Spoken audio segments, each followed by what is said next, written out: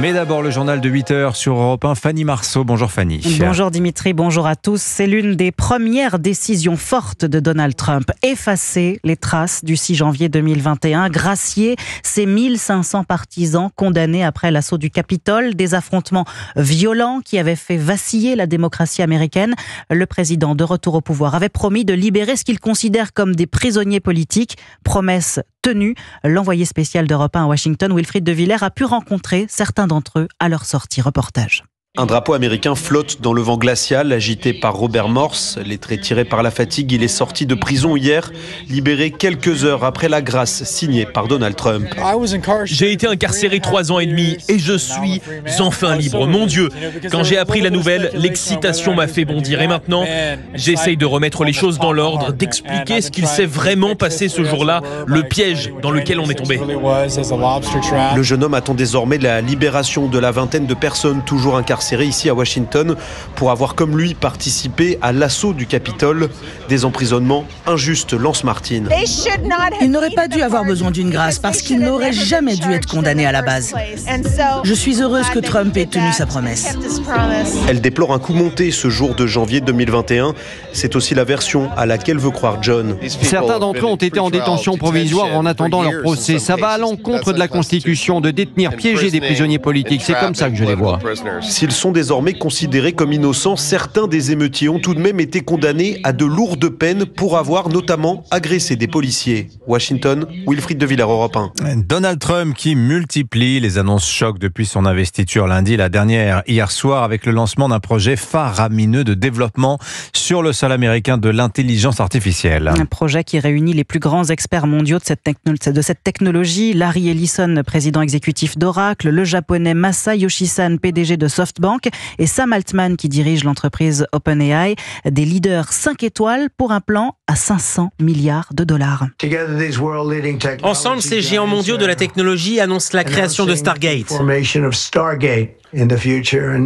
C'est une nouvelle entreprise américaine qui investira au moins 500 milliards de dollars dans les infrastructures d'intelligence artificielle aux États-Unis et qui évoluera très rapidement, qui créera presque immédiatement plus de 100 000 emplois aux US. Cette entreprise monumentale et cette annonce retentissante montrent la confiance en une Amérique qui a du potentiel. Cela garantira l'avenir de la technologie. Ce que nous voulons, c'est la conserver dans ce pays.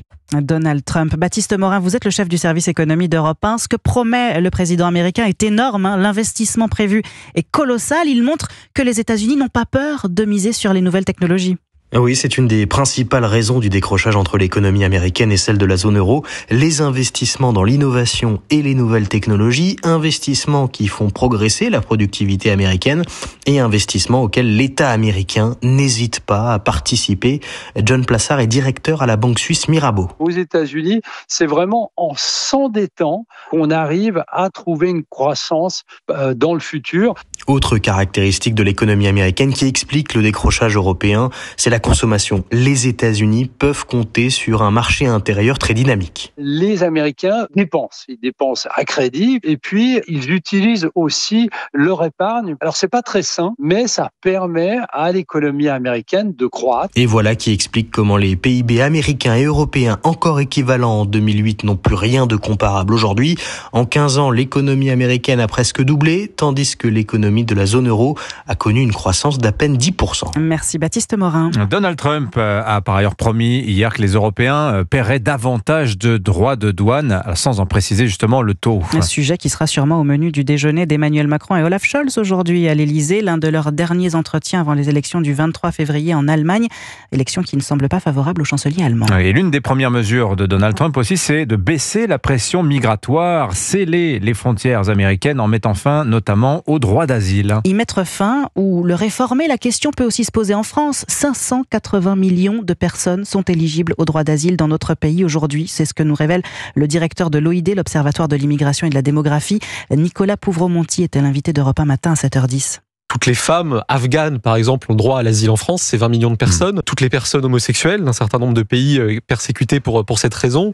Les populations de zones soumises à des violences de haute intensité, au Soudan, en Somalie, à Haïti, les albinos du Nigeria. Et effectivement, en appliquant ces critères à l'ensemble des pays du monde, on arrive à estimer qu'environ un demi-milliard de personnes, 580 millions, remplissent au moins l'un des critères permettant d'obtenir l'asile en France. Et la vraie difficulté, c'est que ce droit d'asile, aujourd'hui, c'est un droit absolu, c'est une sorte de droit opposable à l'immigration, c'est-à-dire que si vous vous présentez en France et que vous remplissez les critères de l'asile, vous obtiendrez l'asile sans qu'aucune limite quantitative ne puisse être fixée dans l'état actuel de notre droit. Nicolas Pouvremonti sur Europe 1 ce matin, interview complète à retrouver sur europe1.fr. Vous écoutez Europe 1 matin, il est 8h07. C'est un baron de la drogue que les enquêteurs français ont traqué pendant des années. Félix Benguy, le chef présumé du clan marseillais Yoda, impliqué dans le narcotrafic de sa ville, il va être extradé du Maroc vers la France aujourd'hui. Oui, une petite victoire pour la justice française, mais il y a encore nombre de batailles à mener face au tsunami criminel, comme l'appelle le président du tribunal de Marseille, car derrière le narcotrafic se cachent bien d'autres réalités violentes, et notamment le racket. De plus en plus d'entreprises en sont victimes dans la cité phocéenne. Reportage à Marseille du correspondant d'Europe 1, Stéphane Burgat. Dans cette vidéo de revendication, un commando de la DZ Mafia saccage et incendie une supérette en représailles.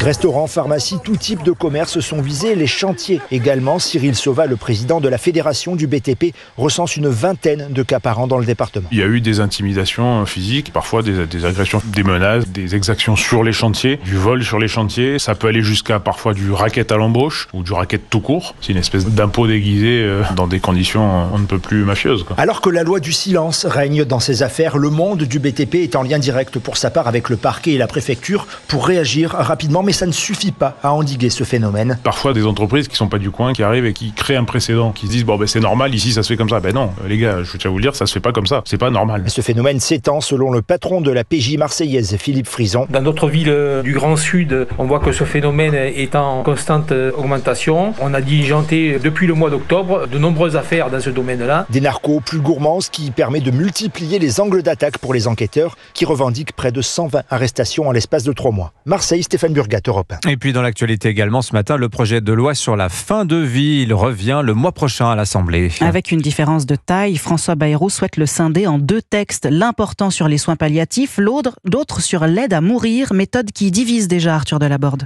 La légalisation de l'aide active à mourir, question de conscience, doit être traitée séparément de celle plus consensuelle du renforcement des soins palliatifs, explique Matignon. François Bayrou, personnellement hostile à la création de ce qu'il appelait en 2023 un service public pour donner la mort, veut donc 2 textes distincts, néanmoins examinés en même temps au Parlement. L'idée soulève une levée de bouclier non seulement à gauche, mais aussi dans le propre camp du Premier ministre. Les protestations vont de la présidente de l'Assemblée, Yaël Braun-Pivet, à l'ancien rapporteur MoDem de la commission spéciale sur la fin de vie, Olivier Falorni, qui plaide pour un texte unique.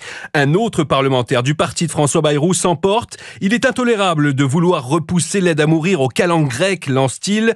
En revanche, à droite, la démarche du chef du gouvernement est globalement saluée. On explique en substance que c'est une bonne chose de pouvoir avancer sur le sujet des soins palliatifs sans le lier à celui de l'euthanasie. Arthur Delaborde du service politique d'Europe 1. Un mot de football et la Ligue des Champions, défaite pour Lille 2-1 face à Liverpool hier soir. Monaco devient le 3e club français à valider sa qualification après sa victoire 1-0 face à Aston Villa.